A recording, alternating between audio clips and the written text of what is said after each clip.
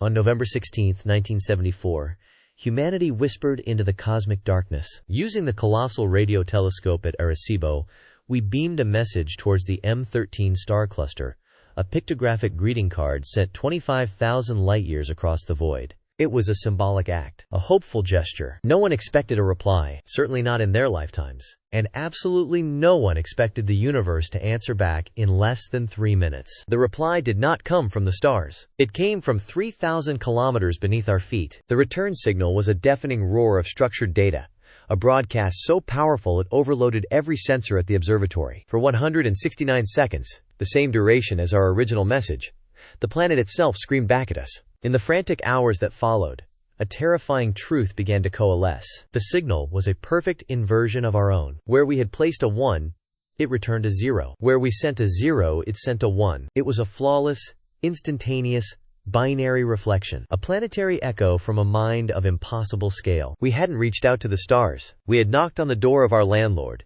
and for the first time in millennia, something ancient and vast stirred in the deep, dark basement of the world. Humanity's greatest minds were assembled: cryptographers, geophysicists, xenolinguists, a new council of the doomed. They worked for months, fueled by a mixture of terror and exhilarating discovery, trying to comprehend the message. It wasn't language. It wasn't mathematics. It was a sequence, an impossibly complex set of initiation protocols. The Arecibo broadcast wasn't a greeting. It was a key, a password, spoken into the void, that unlocked a dormant operating system buried within the very rock and iron of our world. We had inadvertently completed a circuit, rebooting a planetary intelligence that had slumbered since before the first amphibians crawled from the sea. And now, it was beginning its work. The process was not violent. There were no earthquakes, no volcanic eruptions. It was something far more insidious, a slow, methodical reprogramming of Earth's fundamental physics. But to understand how this led to the silent corrosion of our cities, we must first examine the first, subtle change, a shift in the planet's magnetic field. By 1981, 7 years after the reply, compasses were no longer reliable. Migratory birds flew in confused, spiraling patterns, their internal navigation shattered. Auroras, once confined to the poles, began to appear as far south as the equator, not as shimmering curtains of green and pink, but as jagged, violet streaks that seemed to claw at the sky. The planetary intelligence, which scientists began to call Gaia Prime, was recalibrating its own circulatory system. It was preparing the world for a new kind of life, and the current biosphere was nothing more than an overgrown garden to be cleared. The change accelerated. In 1988, the composition of the atmosphere began to measurably transform. Nitrogen, the inert gas that makes up 78% of our air, started to vanish. It was being sequestered, pulled down into the crust at a rate that defied chemistry. In its place, a new,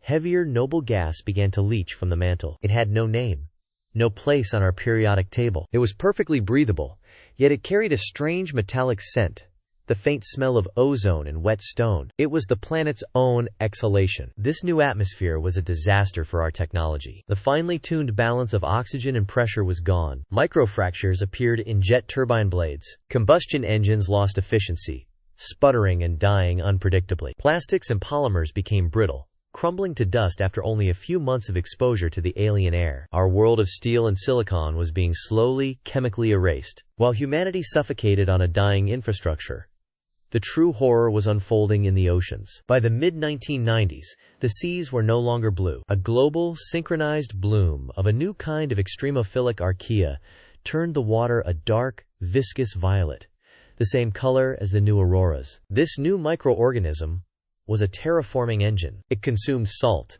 methodically desalinating the oceans and precipitating minerals onto the seafloor in bizarre, crystalline structures. All complex marine life, from the great whales to the coral reefs, died within a single decade. Their bodies dissolved, their molecules repurposed by the tireless, planetary-scale bloom. This single, biological transformation had a terrifying, unforeseen consequence. The oceans, now less dense and free of salt, began to evaporate at a much higher rate. Perpetual, planet-wide cloud cover formed, a thick, violet ceiling that plunged the surface into a permanent twilight. The sun became a distant, hazy memory. Humanity tried to fight. We were a resourceful species, trapped on a vessel that was actively trying to eject us. In 2003, Project Sisyphus was launched, a coordinated effort to detonate a dozen multi-megaton thermonuclear devices deep within the planet's crust, hoping to disrupt the intelligence's network. The explosions were a complete and utter failure. The seismic shockwaves were absorbed, muffled, as if the planet were a living organism,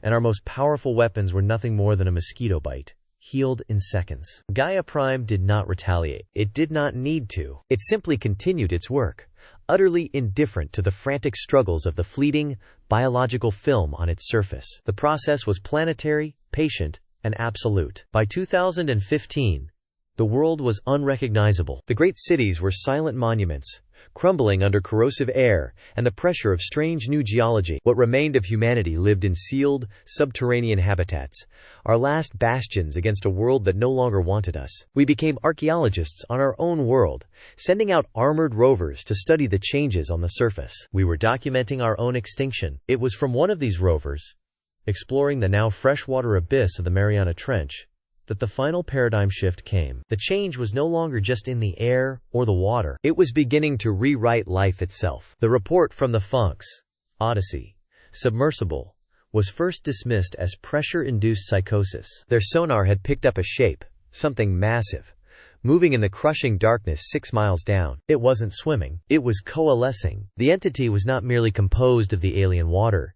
It was the water, given form and purpose. Its limbs were whirlpools of cohesive geometry, its core a vortex of impossible physics, where light itself seemed to bend and break. The crew of the Odyssey, 2 hardened explorers, could only transmit a single, choked phrase before their comms filled with static: "It's singing."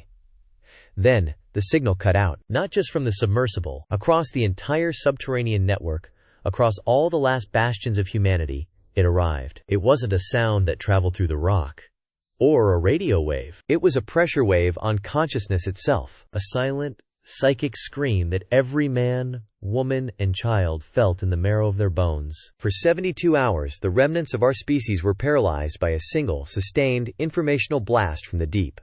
It was the planet's mind, finally speaking, and its language was madness. But what if it wasn't an attack? What if it was a broadcast? This is the question that shattered what was left of our world. When the signal finally subsided, humanity was irrevocably broken. The leadership of the United Enclaves, the military and scientific minds who ran our underground tombs, saw it as the ultimate weapon, a bioresonant attack designed to shatter our minds and end our resistance. Their directive was simple: classify the Mariana entity as Apex Threat Prime and develop a weapon capable of reaching it. But how do you kill an idea? Because for a small, growing minority, the broadcast wasn't an attack. It was an invitation. They called themselves the Chorale. They were the ones who hadn't been driven mad by the signal, but enlightened. They claimed to have heard not a scream, but a symphony, a set of instructions. The Chorale believed humanity's entire premise was flawed. We saw ourselves as separate from the world, a tenant on a rock. Gaia Prime, they preached,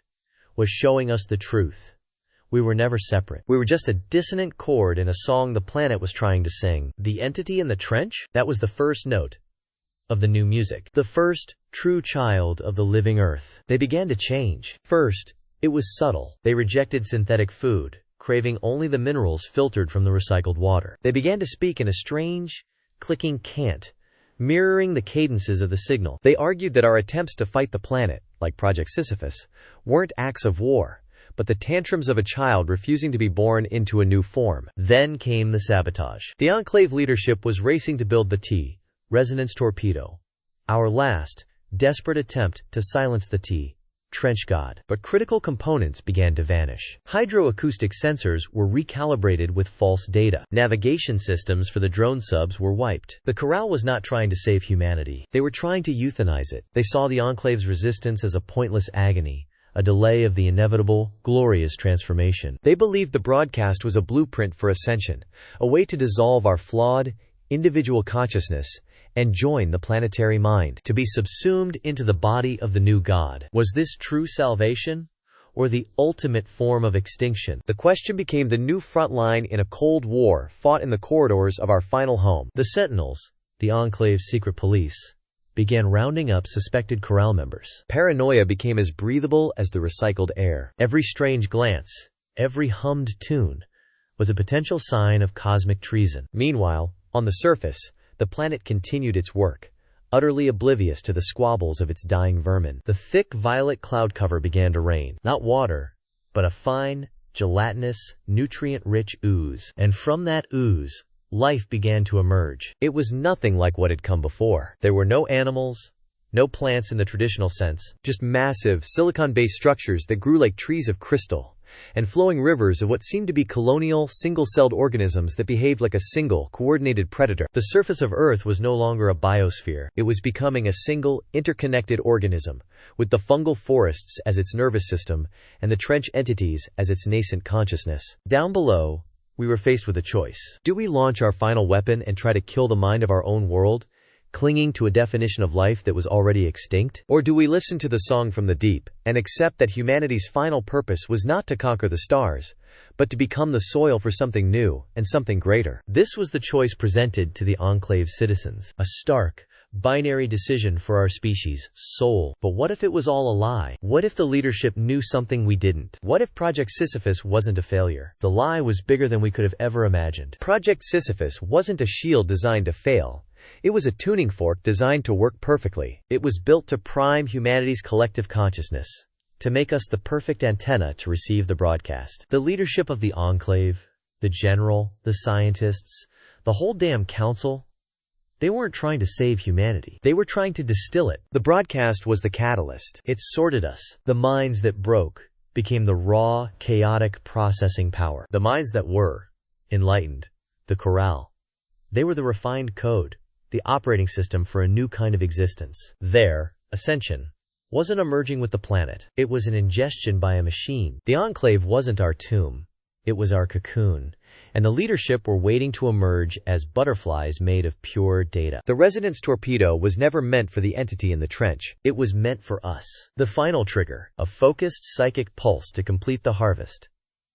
Sever the consciousness of the leadership from their frail human bodies, and upload them into their digital heaven, a pantheon of new gods, powered by the souls of their flock, leaving the rest of us behind in the dark. My voice, now carried on every speaker, echoes through the metal corridors. They told you the choice was to fight a god or join it, but the real god was the one they were building right here, in our home, out of our minds. The choice was never ours to make. Until now, the general, his face a mask of cold fury on the Nexus platform, initiates the final sequence. History is not written by the soil, he snarls to his inner circle. It is written by those who learn to fly. But he made one mistake. He believed the song from the deep was just raw power to be harnessed. He never truly listened to it. I didn't stop the harvest. I gave it to its rightful recipient. I offered the mind of humanity not to a machine, but to the living world that birthed us. On the surface, the song changed. It was no longer a simple three-note drone. It became a symphony of 1 billion minds, of every memory, every dream, every scrap of love and rage and hope humanity ever possessed. The auroras in the sky no longer clawed.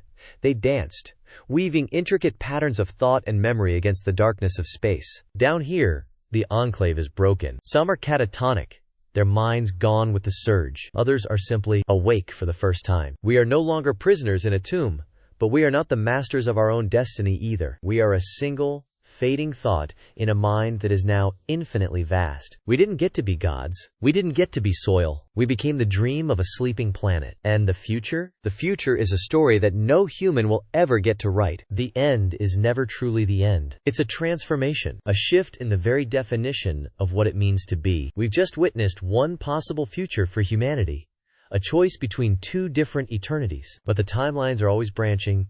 The choice is always changing. What reality will you choose to explore next? To find out, make sure you're subscribed to ChronoShift and never stop questioning the nature of your reality.